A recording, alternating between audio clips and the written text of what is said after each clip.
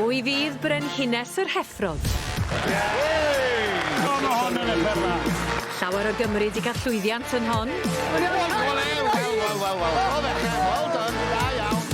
I Ynys Môn yr ath I llynedd. A maen nhw wedi mynd!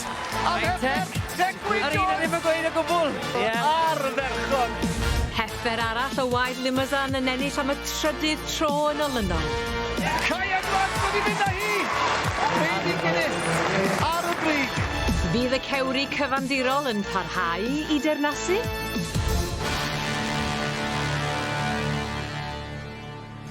Dyma chi olygfa Pencampwriaeth yr Heffrod yn Ffaeria 2025. A cyfle nawr I fi gael sgwrs sydyn gyda'r gwybodysion sydd yn gwylio'r cystadlu. Wyn, os gai air sydyn, pwy sy'n mynd I fynd â hi yn y Pencampwriaeth yma, Wyn? Ydych chi ofyn I rewyn gwella fi, mae'n gen iawn. Wow, Sioe a hanner de. Sgyn i'n syniad ba ffordd maen nhw'n mynd. Bella?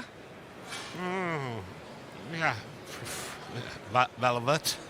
Bella. Ia, mae yna 5-6 o Heffrod eithriadol o yma wan.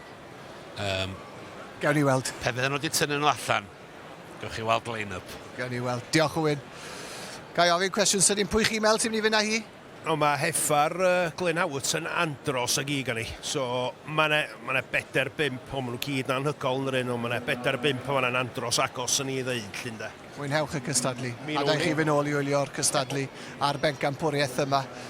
A gai at y cwmni sydd yn aros amdana I fan hyn ac yn gwylio hefyd. Alaw Evans o Gricieth a Sioe Eilir. Croeso gris nôl i'r ddau ohonoch chi. Braf eich cael chi nôl ar gyfer hon, boes. Mae'n Pencampwriaeth a hanner alaw i'r Heffrod yma. Mae yna safon eithriadol ma'n does. Mae'r olygfa sy'n y cylch bore yma'n anhygoel a dyd y gwir. Mae'r trawstoriad o Heffrod sydd o'n blaena ni yn arbennig ac mae yna swydd fawr o'i blaena nhw bore yma. Oes, dim chwarae. Sion, mae'n bleser gweld y gwartheg sydd yma. Mae yn chwarae teg, o cystadlaethau o'r dosbarthiadau arbennig oedd yma ddoe, a'i troi nhw allan eto heddiw. Lot o bobl. Dyma hi Bella? Ia. Mae pawb yn siarad yn Bella. Ynden, mae lot o siarad, chymod. Ac y peth di, mae gen bob gwahanol farn ar be maen nhw'n feddwl sy'n mynd. Chymod, ond ar ddiwedd y dydd, diwrnod, y ddau feirniad yma di o. A mae'n bwysig bod ni'n parchu ni mewn ffordd yn rhi, chymod. Mae gen pob hawl I farn, ond I diwrnod nhw ydi o. Heb os ac o'n I bai yn hollol gywir. Ar beirniad i'ch atgoffa chi, ni'n gweld Mike Rowlands fyna. O Lanidloes, fe wrth gwrs oedd yn beirniadu'r Heffrod ddoe, a dyna chi James Crichton o Cymru, a fe oedd yn beirniadu y bystych ddoe. Felly tipyn o dasg nawr, y ddau yn dod ynghyd yn dyfelaw I gydweithio gobeithio I ddewis yn gyntaf yr Heifer o'r a wedyn y bystych gore ac yna prif Pencampwr y Ffaeria. Tipyn o dasg I ddod o'i blaenau nhw'n does? Yndi tydi ddim yn hawdd chwaith beirniadu ar y cyd. Mae pawb efo'i deip a falle, ond dros y blynyddoedd mae wedi gweithio a does am byd yn stopio iddo fo weithio eto heddiw. Na pob lwc i'r ddau feirniad. A welon ni Megan Fach, dyma hi unwaith eto, yn cystadlu ddoe yn I Ffaeria gyntaf erioed, wedi ennill I dosbarth, ac yma, yng nghanol y mawrion yn y Pencampwriaeth. Mae'n stori anhygoel yn dwi. Mae'n siŵr bod o'n diwrnod reit nerfus iddi. Ond chymod, yr arddangoswyr ifanc yma ydy dyfodol y sioe ac mae mor bwysig bod yr ieuenctid yma yn cael y llwyfan yma I gael arddangos a chwarae teg. A cymryd y cyfle, ynddo fe? Cymryd y cyfle, mae'n bwysig iawn. James Crichton yn dod am y nôl. Dewch I ni sôn o Sky te am yr Heifer lim bir, mae'r ail un wrthon ni fan hyn yn y pwynt. Ni'n gweld Cai Edwards yn ei arwen hi. Mae hon fel sydd wedi dod allan o'n un lle bron iawn ddoe, a mae yna lot o sôn am hon hefyd yn ogystal â Bella. Un achos bod hi'n bedigri ac yn bir, yn dyfen lim bir, ond bobl bach mae'n special. A Cai'n gweud wrthai ddo, oedd e'n teimlo mae un o'r rhai gorau mae nhw wedi dod i'r ffair erioed, sydd yn dipyn o ddweud. Yndi, mae dipyn o...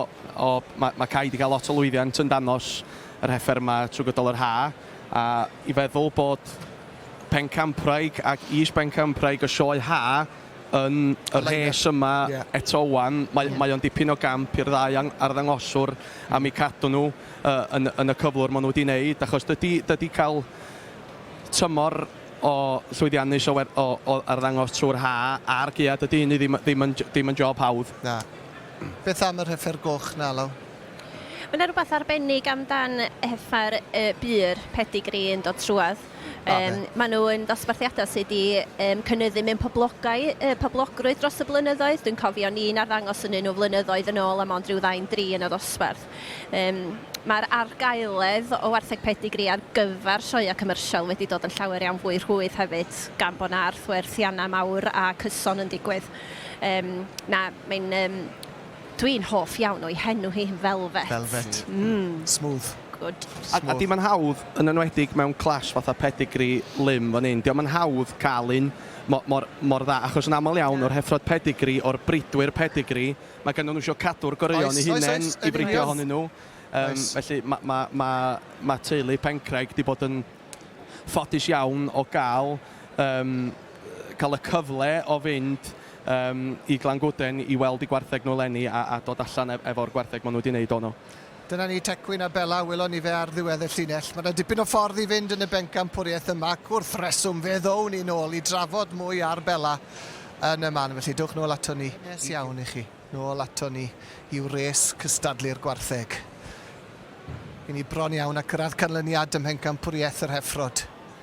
Y beirniad James Crichton a Mike Rowlands. Mike o Fferm Dolwen, Llanidloes, Powys, James o Cumbria. Y ddau yn agosau at ddewis Heifer ore y ffair. A mae Sean Eilir ac Alaw Evans gyda fi'n gwmni o hyd. Alaw, mae'n gyfle falle ac yn amser i ofyn y cwestiwn. Petai y ddau hwnnw chi fyna nawr yn sgidiau James a Mike. Ble byddech chi'n rhoid eich gardyn goch? Dwi'n meddwl bod y ddau ohono ni reit debyg o ran yn teip, dwi'n meddwl. Da ni wedi cael rhywun bach o rhyw drafodaeth gyna, ac mae'r ddau yna ni mynd i'r un cyfeiriad. Heather Alford yn y canol? Mae di tynnu'n llygad ni ers ddo i ddeud y gwir, yndi. Ond gweld i mewn ambell i sioe arall. Mae di cael llwyddiant mawr yn cael ei ddangos. A mae di bod yn wsos reit hir iddi fel Heifer. Oedd i fyny yn Lanark yn yr Alban. A gwesio eisiau dod lawr i fan hyn. Ond, chymod... Cawn weld. Cawn weld. Fe dywelwn ni am eiliad i wrando ar bysta Mike i weid felly.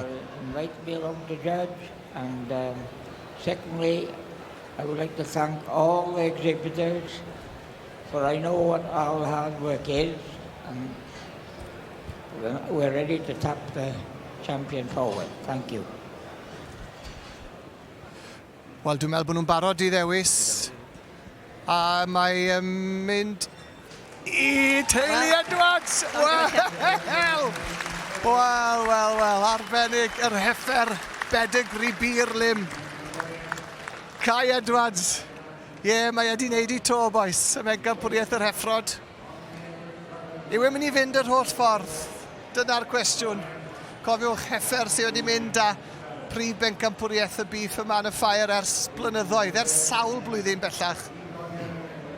A pwy allu stopio hi? Chwarae teg i Kai a'r teulu i gyd. Mae gen nhw resed o wartheg fyny yn y shed ne.